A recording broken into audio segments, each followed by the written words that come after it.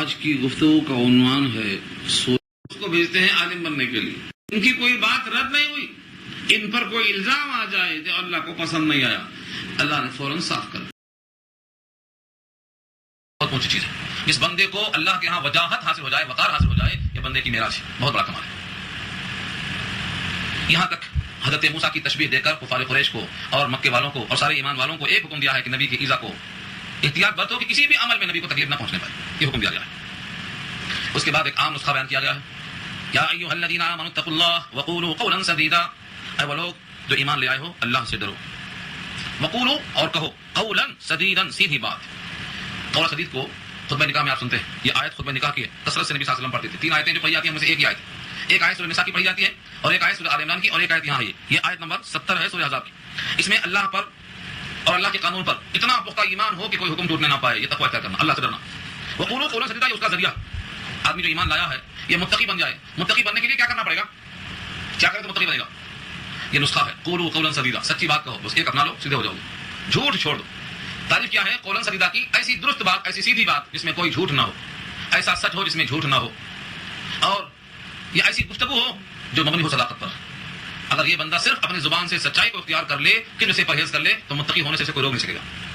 متقی ہونے کا طریقہ قرآن کا اسلوب یہ ہے کہ جب کسی کام کا حکم دیا جاتا ہے تو اس حکم کو آسان کرنے کی ترکیب بتائی جاتی ہے. یہاں حکم تھا تقوی اختیار کرو. تقوی کیسے حاصل ہوگا, تو زبان سے سچی بات بولو, جھوٹ بولنے کا ارادہ مت کرو. ایسا سچ ہو جس میں کذب نہ ہو, اور ایسی درستگی ہو جس میں خرابی نہ ہو, اور ایسا یقین ہو جس میں شک نہ پیدا ہو, ایسی بات کرو. اگر آدمی سچا ہو جائے, سچا ہونا آسان نہیں ہے.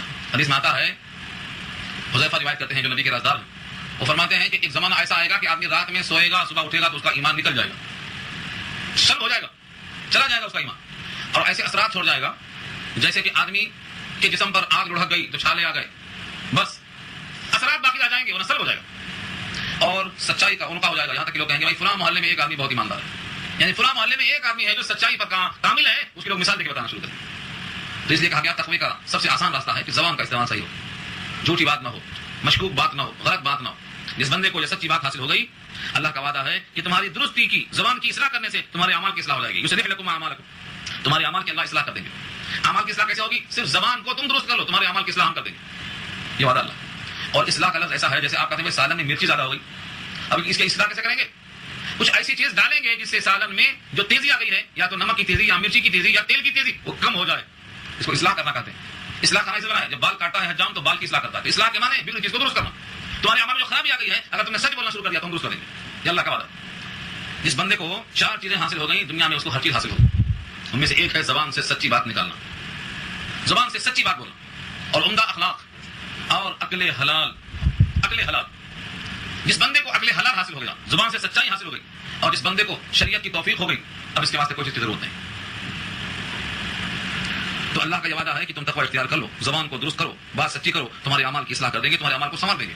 ویغفر لکم ذنوبکم, اور اب تک جو گناہ ہو چکے ہیں ان گناہوں کی مغفرت کر دیں گے. ویغفر لکم ذنوبکم, تمہارے گناہوں کی مغفرت ہو جائے گی, بخشش ہو جائے گی.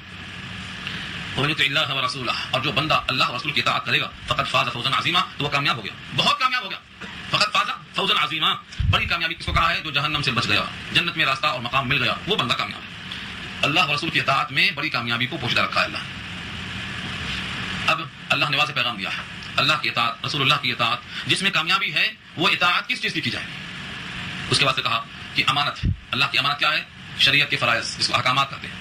احکامات کو ماننا عقائد ہیں, احکامات پہ عمل کرنا یہ عملیات ہے. ان 2 چیزوں سے انسان کو آراستہ کرنا ہے. اللہ تعالیٰ نے اس امانت کو پیش کیا ہے. یہ آیت بڑی طویل بحث سکتی ہے, اس آیت میں کئی قسم کی باتیں ہوتی ہیں, میں سمیٹ کے خلاصہ پیش کرنا چاہتا ہوں. آپ پہلے لفظوں کو دیکھ لیں. انا, بے شک ہم نے, عرضنا, پیش کیا ہم نے, الامانہ, امانت. امانت سے مراد کیا ہے, یہ بحث طویل ہے. ہم نے پیش کیا امانت. کئی قول ملتے ہیں. امام قرطبی کی رائے یہ ہے کہ ہم نے آسمانوں پر اور زمین پر اور پہاڑ پر امانت کو پیش کیا, یعنی اپنا حکم پیش کیا, اطاعت, احکام.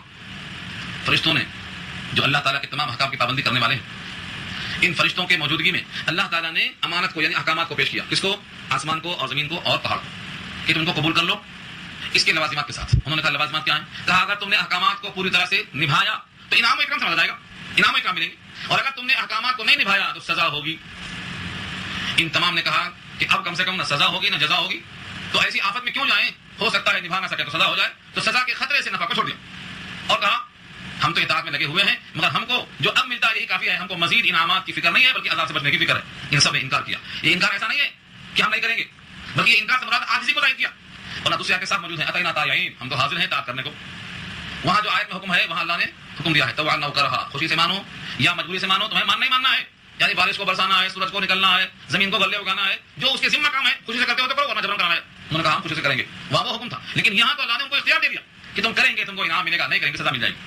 تو اس کام پر اللہ کی طرف سے ان کو جو سزا کا خطرہ ہوا ان کو خوف زدہ ہوگا. انہوں نے کہا کہ ہم کو اب کوئی نفع نہیں چاہیے، ہمیں اسی پر خوشی ہے. اس طریقے سے اللہ نے اس کو پیش کیا ہے. اس سے دو باتیں معلوم ہیں. ایک تو یہ کہ آسمان زمین پہاڑ جن کو ہم سمجھتے ہیں کہ یہ بے شعور ہیں، شعور والے اتنے شعور والے ہیں کہ ان کو اللہ نے احکام پیش کی، اور شاید یہ احکامات قبول کر لیتے تو ان کی عقل میں اضافہ ہو جاتا.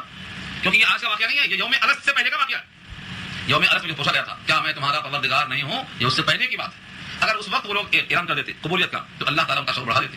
ان میں شعور ہے، پہاڑوں میں شعور ہے. چنانچہ کلام اللہ کی آیت میں صراحتاً موجود ہے کوئی شے ایسی نہیں ہے جو اللہ کی تسبیح بیان نہیں کرتی ہے. وَإِن مِّن شَيْءٍ سورہ بنی اسرائیل پارہ 15، کوئی شے ایسی نہیں ہے الا یسبح بحمدہ جو اللہ کے حمد کی تسبیح بیان نہ کرتی. لیکن تم تسبیح کو سمجھتے نہیں.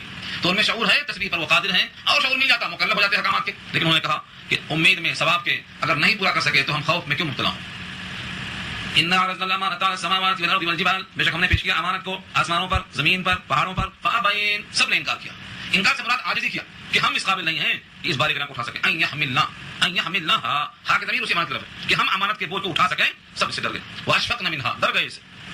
وحملها الانسان، اور انسان نے اس کو اٹھا لیا. امانت کے بوجھ کو انسان نے اٹھا لیا. کون سے انسان نے اٹھا لیا؟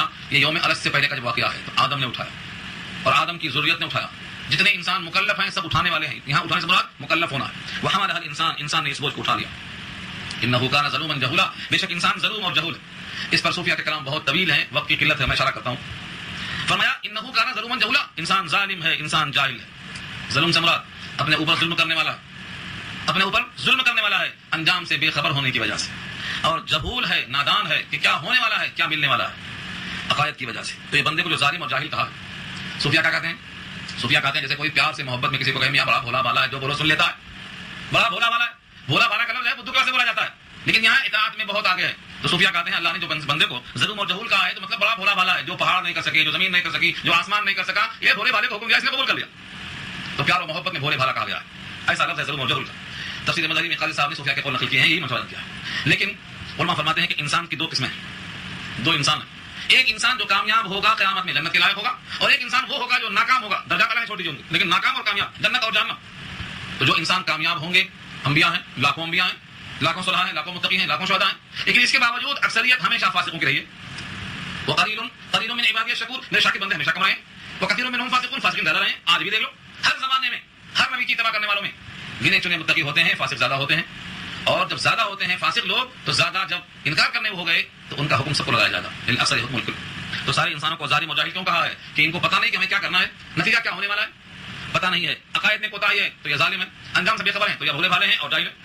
اس طریقے سے انسانیت کا جو اکثری طبقہ ہے وہ اپنے انجام سے بے خبر ہے اور ادائی امانت میں قاصر ہے، اس واسطے اس کا انجام برا ہوا. یہ تفسیر نقل کی ہے.